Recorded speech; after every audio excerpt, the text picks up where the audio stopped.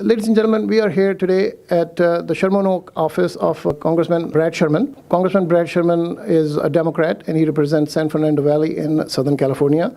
He has been in the U.S. House of Representatives since 1997, and he's serving currently his 11th term in Congress. First of all, I'd like to welcome you to our show.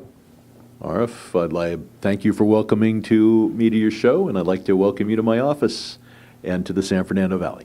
Thank you so much. Congressman, before I get into other matters, I would like to ask you about your early life. And you have, of course, had a very illustrious, very long career in politics, but you started out in accounting and tax. You got a bachelor's degree from UCLA here in Los Angeles, and then you got a degree from Harvard Law School, and you are a tax specialist and a CPA. What got you interested in politics? Well, I started getting involved in politics when I was like 7 years old.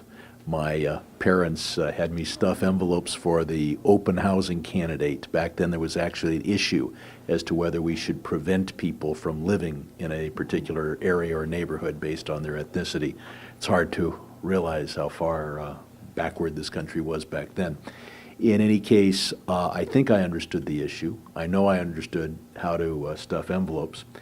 And I've been involved in politics ever since because I thought it was the best way to make the world better. And for 50 years, people have been telling me, Sherman, you're wasting your time.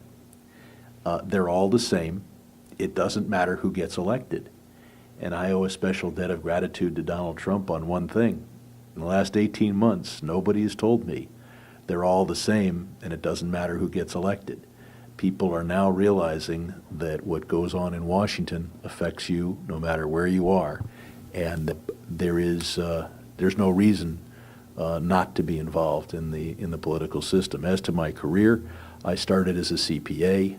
I went on to go to Harvard Law School, practiced tax and business law for about a dozen years.